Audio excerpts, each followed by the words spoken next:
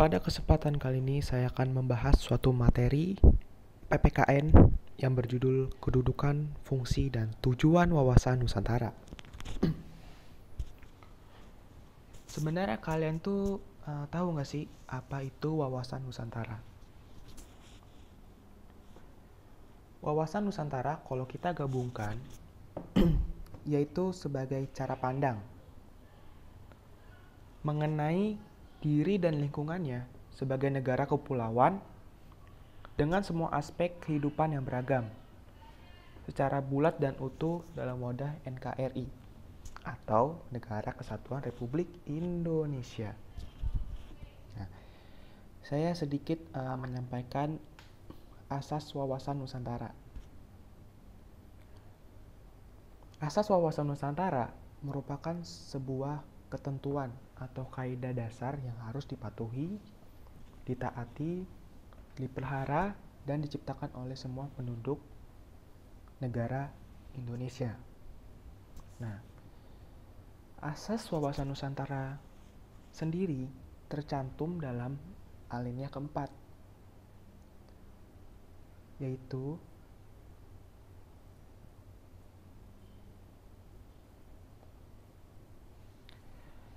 melindungi segenap bangsa Indonesia dan seluruh tumpah darah Indonesia, dan untuk memajukan kesejahteraan umum, mencerdaskan kehidupan bangsa, dan ikut melaksanakan ketertiban dunia yang berdasarkan kemerdekaan, perdamaian abadi, dan keadilan sosial. Nah, asas wawasan Nusantara tersebut terdapat 5, yaitu kepentingan yang sama. Jadi inti dari kepentingan yang sama ialah memiliki kepentingan yang sama untuk memajukan bangsa dan negaranya. Yang kedua, keadilan. Keadilan sendiri yaitu kesesuaian pembagian hasil dengan adil atau secara adil, jeripayah dan kegiatan baik perorangan, golongan maupun daerah. Ketiga, kejujuran. Nah, kita di sini harus jujur, nggak boleh berbohong, yaitu berani berpikir, berkata, dan bertindak sesuai realita. Yang keempat, solidaritas.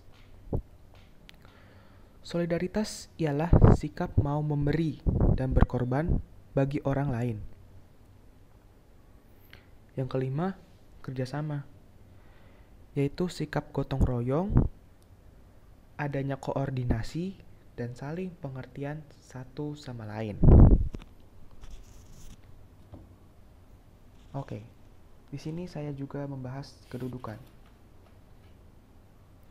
Kedudukan ialah sebagai landasan nasional, yaitu menyelenggarakan suatu kehidupan nasional agar tidak terjadi penyimpangan dalam mewujudkan cita-cita dan tujuan nasional.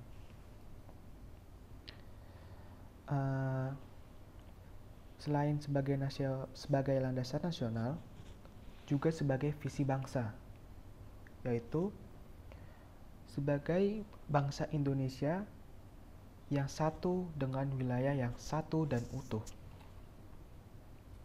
Sebagai contohnya, wawasan Nusantara menjadi pedoman dalam melaksanakan agenda nasional, yaitu pemberantasan korupsi yang bersindikat asas-asas kejujuran dan keterbukaan. Nah, tadi kan kita udah paham tuh apa itu asas wawasan Nusantara.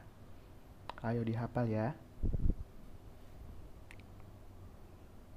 Selanjutnya kita membahas fungsi. Fungsi wawasan Nusantara ialah sebagai pedoman serta motivasi untuk memastikan semua kebijaksanaan dalam bertindak serta perbuatan dalam penyelenggaraan negara baik pusat maupun daerah. Selanjutnya kita membahas tujuan dari wawasan Nusantara. Nah, tujuan wawasan Nusantara ialah mewujudkan nasionalisme yang tinggi di segala aspek kehidupan rakyat Indonesia yaitu rasa ingin cinta terhadap bangsa negaranya dan tanah air. Kemudian,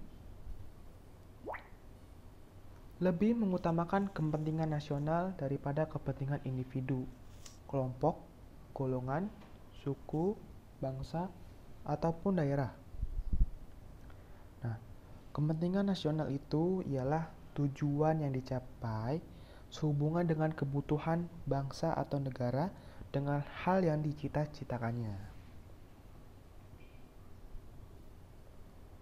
Nah, sebagai contoh, kita sebagai murid atau siswa-siswi membanggakan nama Indonesia dalam ikut berpartisipasi dalam penghargaan tingkat olimpiade nasional maupun internasional. Baik, segitu saja dalam penyampaian kedudukan, fungsi, dan tujuan wawasan Nusantara. Semoga dalam penyampaian ini lebih bermanfaat. Kita dapat menangkap apa yang didapat. Terima kasih. Mari menjadi warga negara yang cerdas bersama PPKN. Wassalamualaikum warahmatullahi wabarakatuh.